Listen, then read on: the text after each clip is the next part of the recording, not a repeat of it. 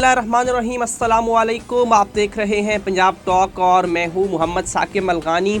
नासरीन, आज 6 सितंबर यौम दिफा का दिन है। वो दिन जिस दिन दुश्मन के मज़मूम इरादे नाकाम हुए थे, जिस दिन भारत पाकिस्तान पर हमलावर हुआ था, लेकिन उस वक़्त भारत को बदतरीन शिकस्त का सामना रहा था, क्योंकि पाकिस्तानियों का जज्बा, पाकिस्तानियों का जुनून इस हद तक बढ़ चुका था कि वो तादाद में कम होने के बावजूद भी दुश्मन को पसपा करने के लिए तैयार थे। सिर्फ फ़ौजी ही नहीं, बल्कि पाकिस्तान का हर आम शहरी, वो असातिज़ा हूँ, वो तालिब इल्म हूँ, या वो कोई दूसरी किसी भी कम्युनिटी से ताल्लुक़ रखने वाले इंसान हूँ, वो हर वक्त तैयार थे, अपने मुल्क की हिफाजत के लिए तैयार थे। और इस पर बहुत सी कुर्बानियाँ भी दी गई पाकिस्तानियों की तरफ से, पाकिस्तान की अजीम फ़ौज की तरफ से कुर्बानियाँ दी गई, जिसके बाद अब तक हमारा मुल्क महफूज है और इंशाअल्लाह ता क़यामत ये मुल्क महफूज रहेगा। और पाकिस्तान जिस कदर उभर रहा है, पाकिस्तान हमेशा ही ऐसे रहेगा। दुश्मन के मसमूम इरादे हमेशा से ही नाकाम होते आ रहे हैं और हमेशा ही नाकाम होंगे, लेकिन जो शिकस्त भारत को हुई थी वो हमेशा हमेशा याद रखी जाएगी। क़यामत की पहली सुबह तक ये शिकस्त भारत के गले का तोक बन चुका है। जी हाँ, इस पर बात करते हैं और बात करने के लिए मेरे मेहमान मौजूद हैं। राजा वसीम साहब, जो कि दिफाई तज्ज़ियाकार हैं। सर, आपका भी बहुत शुक्रिया ज्वाइन करने के लिए। मेरे साथ मौजूद हैं चौधरी आसिफ विर्क, जो कि एडवोकेट हैं। आपका भी बहुत शुक्रिया ज्वाइन करने के लिए। और मुझे ब्रेक के बाद ज्वाइन करेंगे राव सनवर अली, जो कि PTI से हैं और PP 205 के उम्मीदवार भी हैं। तमाम मेहमानों का बहुत शुक्रिया। राजा वसीम साहब, सर, 6 सितंबर यौम दिफा कितनी बड़ी शिकस्त है दुश्मन के लिए?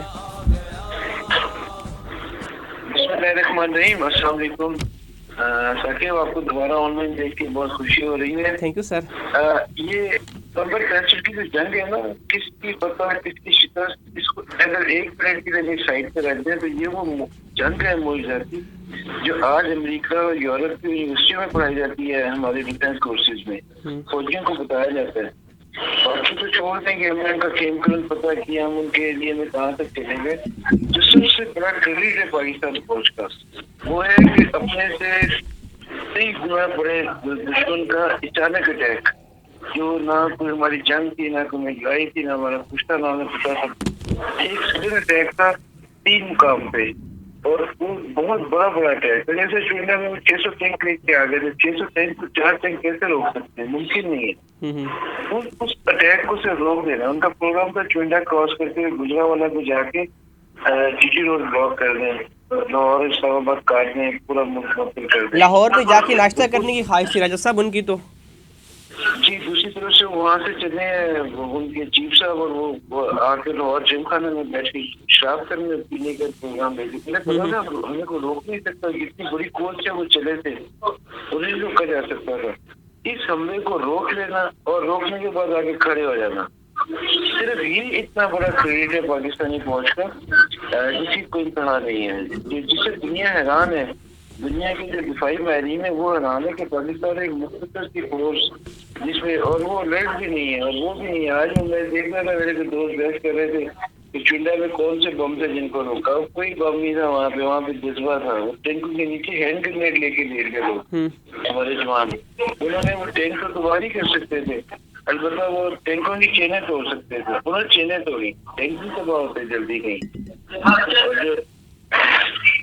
इसी तरह हर मैदान में, हर जगह पे हमारे एयरफोर्स ने उनको हिलने दिया।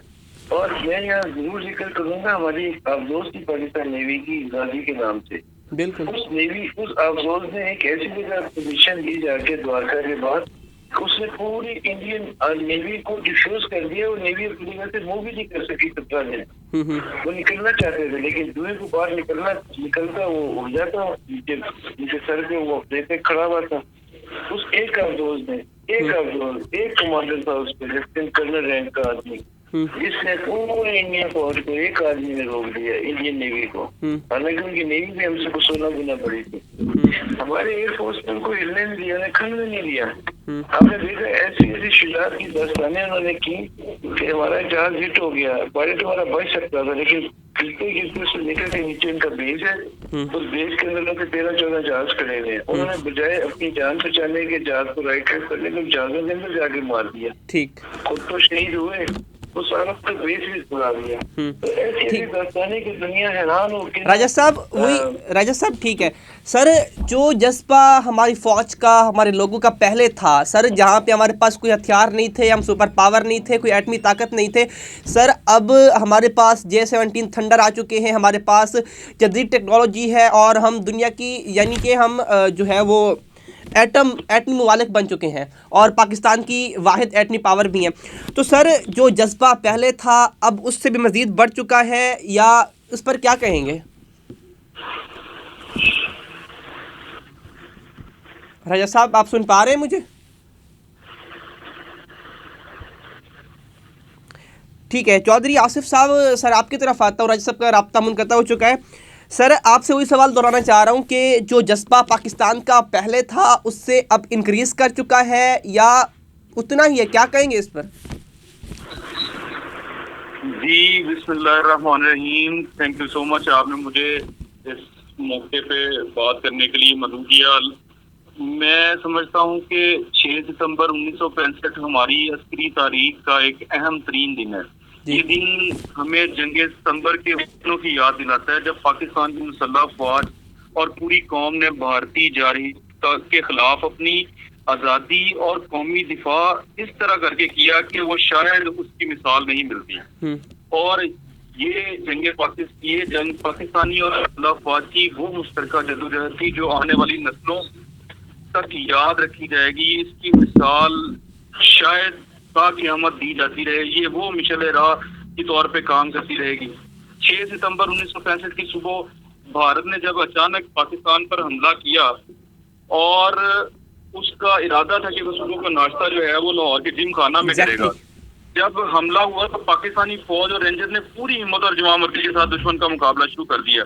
आज ये कहना मुश्किल नहीं है हमारे लिए कि अगर उस वक्त हमारे फौजी जवान बारूद की सुरंगों, बारूद के शोलों में अपने आप को फेंक रहे थे और सिर्फ मुल्की दिफा और वतन अजीज की सलामती के लिए वो अपने आप को नजर आने वाली आग में झोंक रहे थे, जिसमें पता था कि मेरी शहादत जो यकीनी है।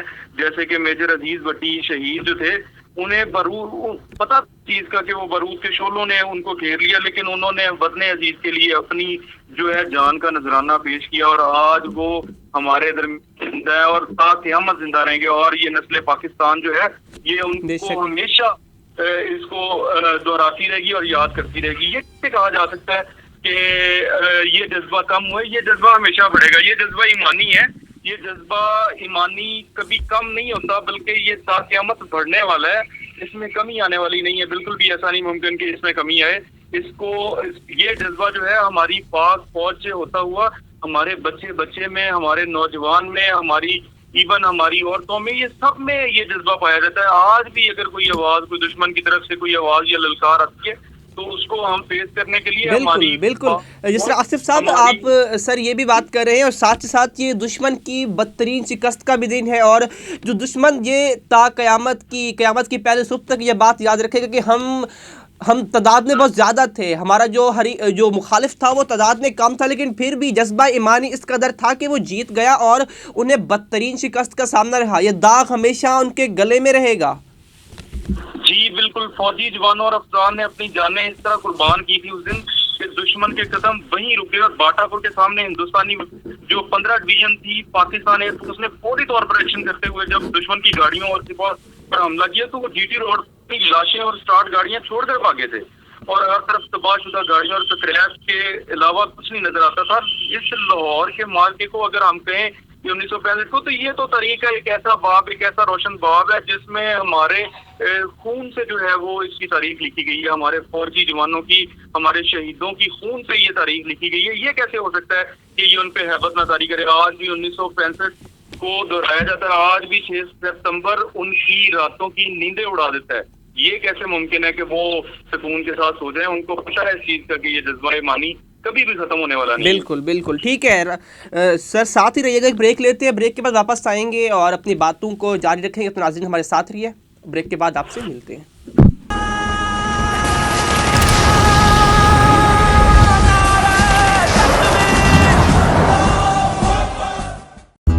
क्या आप धूप, पसीने और उससे पैदा होने वाली बू से परेशान हैं? हाँ।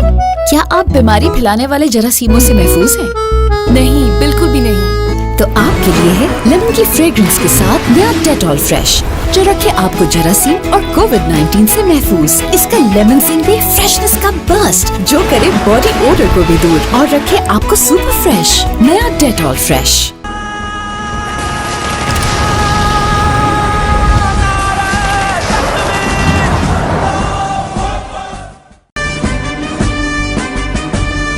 Welcome back after the break के बाद वापस हाजिर हो चुके हैं और सनवर साहब आपकी तरफ आते हैं। और सनवर साहब, सर आज का जो दिन है दुश्मन की बदतरीन शिकस्त का दिन है, वो दिन की जिस दिन दुश्मन को नाकू चने चबवाए गए थे, इस पर सबसे पहले आप क्या अपना कमेंट पेश करेंगे? एक तो आपका शुक्रिया कि आज आपने इतने इम्पोर्टेंट डे के ऊपर, क्योंकि पाकिस्तान का आज डिफेंस डे है, तो आज आप मुझे लाइव कॉल पे ले रहे हैं, आपका शुक्रिया। मैं ये कहना चाहूंगा कि एक तो मैं वैसे भी अपने आप पर फख्र करता हूँ कि मैं उस वालिद की औलाद में से हूँ जिन्होंने दोनों जंगों में हिस्सा लिया। और आज के दिन, क्योंकि ये बड़ा अहम दिन है, आज के दिन पाकिस्तान ने फतह हासिल की और इंडिया को चने चबवाए। और ये जो जंग है, ये पाकिस्तान की जीत, यानी कि यकीनन जीत है। वो इस तरह कहा जाएगा कि हमारे जो उस वक्त के आर्मी चीफ थे अयूब खान साहब, जंग जीतने के बाद उनको फील्ड मार्शल का यानी कि ओहदा दिया गया, जी लक़ब दिया गया। जी ठीक है। राजा वसीम साहब, सर आपकी तरफ आना चाहूँगा। सर, जो दुश्मन को शिकस्त फाश का सामना रहा था, जो दुश्मन को बदतरीन शिकस्त हुई, सर वो तो उसे हमेशा याद रहेगी, वो तो कभी नहीं भूल सकता। यार ऐसा जख्म लगा भारत पे, ऐसा जख्म लगा कि उनके ज़हन गुमान में भी नहीं था कि एक एक आदमी हमारे पूरे स्क्वाड को रोक लेगा, एक एक आदमी हमारे पूरे 6 से टैंकर को रोक लेंगे। तो ये ना इंसानी हिम्मत की, इंसानी ताकत की बात नहीं है। अरे चंद लोग थे चुनिंदा पे जिन्होंने इनके 6 टैंक रोका। हमारा एक अजीज भट्टी था, उसके साथ 16 आदमी थे जिन्होंने 12 का पूरा टैंक रोका। और जिस तरह से ये दास्तानें रकम हुई है, मैं इन्हें सूट करता हूँ जिनके वादे से कट्टर और पैंसठ की जंग में, तो मुजाहिद लोग थे, गाजी, ये शहीद थे, ये इन पे हम फख्र करते हैं जो उस वक्त में शामिल थे 65 में और 71 की जंग में, जिन दफा वतन के लिए कुर्बानियां दी, अपनी जानों की नजराना पेश की और जो बाजी होके आए। ये लोग अजीब जज्बे में थे। अयूब खान साहब की बात भाई ने की है, तो खान साहब अयूब खान ने एक तकरीर की थी की जंग में, जिसमें कहा था दुश्मन ने दी तुमने किस कौम को दिल करा। बाद में तराना बना, बड़ा मशहूर तराना था। तो उन्होंने ये 2, 3, 4 लाइनें बोली थी और पूरी कौम उठ के खड़ी हो गई थी। बिल्कुल। और ये जो फतह थी ना हमारी फौज की, तो थी ही थी, कोई शक नहीं है कि हमारी फौज ने जो कुर्बानी दी, जो फौज का जज्बा था, जो शौक़ शहादत है हमारा, ये हमारी फौज के ना फूट के बराबर है। वो वहाँ ना फौजी तो ऐसे कि मरना तो है ही, आज मरना, कल मरना, 100 साल बाद मरना तो है। क्यों ना शहादत की मौत मिले, ताकि इससे बहुत नबी वक्त करे, ताकि हम हमजा उमर अली की लाइन में, हुसैन की लाइन में जाए। तो ये लोग ये सोच के ना वो जाता है, वो राजा साहब उससे कोई क्या सजा मुकाबला कर सकता है। राजा साहब को ये बात बता दीजिए कि मरने को नहीं मिलते, ये तो शौक रखते हैं, मरने का, शहादत का शौक रखते हैं। ठीक है। तो पूरी कौम हमारी फौज के पीछे खड़ी हुई थी। ताकि मैं आपको बताऊं कि ये कौम ने फौज को जीना आराम किया हुआ था। कौम हमारी बॉर्डर भी चली जाती थी, उन्हें कहते थे हमने आगे जाना है। कौम हमारी घर से रोटियां पका के, चावल और नान चने की देखे लेके बॉर्डर पे जाते थे कि हमने फौजियों को खाना देना है। वो जाहिर है मम्मी भी इतना करते थे सिविलियंस को आगे बॉर्डर पे, उनको बड़ी मिन्नत समाजन से उनकी तारीफ कबूल करके आना की जरूरत नहीं थी, फौज खुद कटी थी जगह में। ठीक है राजा साहब, हमारी जो सिंगल्स हैं, हमारी नूर जहां है, हमारे गुलाम अली है, हमारे मोदी हसन है, हमारे ये बॉर्डर पे चली जाते थे। ये फौजी आगे मोर्चों पे इन्हें फिर जाने दिया था, वहाँ ये लाइव स्पीकर लेके तो वहाँ ये तराने सुनाया करते थे हमारे फौजियों को। पूरी कौम हमारी लड़ रही थी और ये इसका नतीजा ये निकला कौम के लड़ने का। इंडिया जो कई गुना बड़ा मुल्क था, उसकी दिफाई सलाहियत तो हमसे बहुत ज्यादा थी, उनके टैंक, तोपें, उनके जहाज, उनकी हर चीज हमसे ज्यादा थी। उन्हें इस बदतरीन शिकस्त का सामना करना पड़ा, नुकसान तक नहीं बुलाई गई। ठीक है राजा साहब, लास्ट कमेंट के आप यौम दिफा के मौके पर कौम को क्या पैगाम देंगे? देखिए ये वतन ये हमारी माँ है जी और इस दिफाई वतन के लिए ना हमने कच्चे होना है, हमने मुतहिद होना है, हमने आपस में इख्तिलाफ छोड़ देना है, हमने वतन के नाम पे ना किसी और ये जो इस वक्त बड़े अफसोस से घरों में बैठे हुए हैं, कोई युथिया बना हुआ है, कोई पटवारी बना हुआ है, कोई जाना बना हुआ है, कोई कुछ बना हुआ है।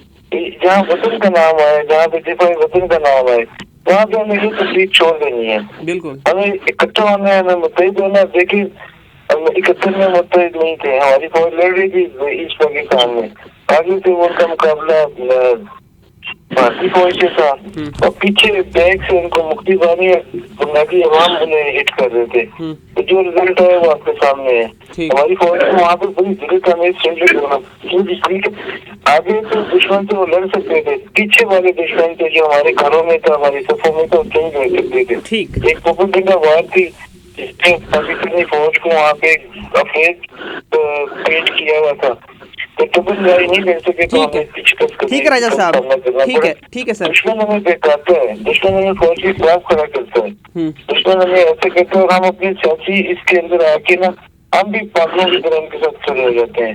हमें दुश्मन की साजिश का मुकाबला करना, दुश्मन की स्टाइल में नहीं आना, हमें दिफाई वतन के लिए एक होना, चाहे पीटीआई हो, चाहे मैं नून लीग हो, चाहे ठीक है राजा साहब, हमें एक होना चाहिए। ठीक है, चाहे मैं देवबंदी हूँ, मैं अहले हदीस हूँ, सुन्नी हूँ, बरेलवी हूँ, शिया हूँ, मैं जो भी हूँ, आराम सबका वतन है। ठीक राजा साहब, ठीक है, तो मिलके मुश्तरका और मुतहिद जदोजहद करनी है। इंशाल्लाह पाकिस्तान को कोई आँच नहीं आ सकेगी। ठीक है, ठीक है। चौधरी आसिफ साहब, आप लास्ट में कमेंट कीजिएगा कि कौम को क्या पैगाम देंगे इस बड़े दिन के मौके पर। जी, सबसे पहले तो मैं ये कहूंगा कि कौमों की जिंदगी में हुब्बुल वतनी का जो बाब है ना, वो बहुत करीबी और रोशन है। इसमें जो उदबा शोरा ऐसे ऐसे उन्होंने मोती तख्लीक किए हैं कि उनकी जगमग से एक जमाना चमक रहा है। मैं इस मौका पर उनके रोल को जरूर अयां करना चाहता हूँ, जैसे कि ये गाजी, ये तेरे पुरस्कार बंदे जिन्हें तूने बख्शा है ज़ौक़े खुदाई, दो नीम इनकी ठोकर से सहरा और दरिया, सिमट कर पहाड़ इनकी हैबत से राई। फिर एक जगह एक यही इस चीज को यहाँ किया गया, चलता है खंजर तो चले मेरी रगों में, खुदी बेच के अपनी में कभी झुक नहीं सकता, मिटने को तो ये दुनिया भी मिट सकती है लेकिन तारीख के और आग से मैं मिट नहीं सकता। किसकी हिम्मत है हमारी परवाज में लाए कमी, हम परवाजों से नहीं हौसलों से उड़ा करते हैं। मेरी अपने मुल्क पाकिस्तान के लिए मादरे वतन की हिफाजत और हफज मुल्कगीरी में जो फर्क है, इसे मैं बहुत वाज़िया करना चाहता हूँ कि गैरों की रेशा दवानियों पर निगाह रखना भी जरूरी है, बट बेवफाओं पर नजर रखने की जितनी जरूरत आज है वो पहले कभी न थी, क्योंकि चंद टकों की खातर हमें मिलनी का सौदा करने वाले इन दिनों ज्यादा सरगर्म है। जरूरत इस अमर की है कि हम अपने मदार में गर्दिश करें और इस तरह दूसरों को भी मदार में गर्दिश करनी चाहिए। यानी जिसकी लाठी उसकी भैंस वाला जमाना अब नहीं रहा। अमेरिका जैसी सुपर पावर भी दुनिया भर में होने वाले मुजाहरों के दबाव में अपनी पॉलिसियां तब्दील करने पर मजबूर हो जाती है। मीडिया वार के जरिए जो फिजा बनाई जाती है वो सच की रोशनी के बायस तहलील हो जाती है। गोया दुनिया की हर हालत हर वक्त हालत जंग में रहना पड़ता है। साम्राज्य जिस तरह फिजा बनाता है उसी तरह इंसान दोस्त कुव्वतें उसे रद्द कर देती हैं। खैर और शर की अजली जंग जारी है और ये जंग उस वक्त तक जारी रहेगी जब तक खैर गालिब नहीं आता। कौमों को अपने दिन बनाते हुए उस मुसलमा असूल का ख्याल रखना चाहिए कि अपने बहादुरों को याद करते हुए दूसरों के बहादुरों का एहतराम किए जाए। जिस तासुब का हवा देकर जंग का बुखार बढ़ाया जाता है वो कौमों को मजबूत नहीं करता बल्कि असाब चिकन सूरत हाल से दो चार कर देता है। कौमें अमन और भाईचारे के दरस के जरिए हमने बकाए बाहमी के असूलों पर अमल पैरा होती है। मेरा मैसेज यही है कि अपने बहादुरों को, अपने शहीदों को हमेशा याद रखें, जिन्होंने अपने खून देकर इस कौम को जो है वो अपनी नई जिंदगी दी है। किसकी हिम्मत है हमारी परवाज में लाए कमी, हम परवाजों से नहीं हौसलों से उड़ा करते हैं। ठीक है, बहुत राव सनवर अली, आप लास्ट कमेंट कीजिएगा और अपनी कौम को आप क्या पैगाम देना चाहेंगे इस यौम दिफा के दिन के मौके पर, इस बड़े दिन के मौके पर। मैं एक तो ये कहना चाहूंगा कि हम सबको चाहिए कि पाक फौज के खिलाफ कोई भी अपनी जुबान ये गलत मान इस्तेमाल ना करें, उनको हमेशा सपोर्ट करें। वही हमारे असल मुहाफ़िज़ थे, हैं और रहेंगे। और मैं उनको सलाम और सलूट पेश करता हूँ। और हम सबको चाहिए कि हम एक कौम बनकर पाकिस्तान को इतना मजबूत करें वो ये हमारी तरफ मैली आंख से ना देखें। जी ठीक है, बहुत शुक्रिया तमाम मेहमानों का। राव सनावर अली आपका भी बहुत शुक्रिया ज्वाइन करने के लिए। चौधरी आसिफ विर्क आपका भी बहुत शुक्रिया और राजा वसीम साहब आपका भी बहुत शुक्रिया। नाजरीन, ये आज का दिन था और आज का बहुत बड़ा दिन था कि जिस दिन हमने दुश्मन को नाकू चने चबवाए थे, दुश्मन का जो पाकिस्तान पर कब्ज़ा करने का ख्वाब था, लाहौर में नाश्ता करने का ख्वाब था, उस ख्वाब को चकनाचूर किया गया था। और इंशाअल्लाह इसी तरह ही हमेशा जो भी पाकिस्तान पर मैली आंख से अपनी नज़र रखेगा, हमेशा उसे बदतरीन शिकस्त का सामना होगा। और पाकिस्तान पहले भी जिंदाबाद था, पाकिस्तान अब भी जिंदाबाद है और पाकिस्तान क़यामत की पहली सुबह तक जिंदाबाद रहेगा। आज के प्रोग्राम से इतना ही, इंशाल्लाह आपसे मुलाकात होगी अगले प्रोग्राम में। तब तक के लिए अपना ख्याल रखिए, अपने इर्द गिर्द लोगों का भी ख्याल रखिए, सबका ख्याल रखिए। अल्लाह निगहबान। मौने भेजे हैं कर तैयार दूत, हो रहे हैं खुद में अब बेदार दूत।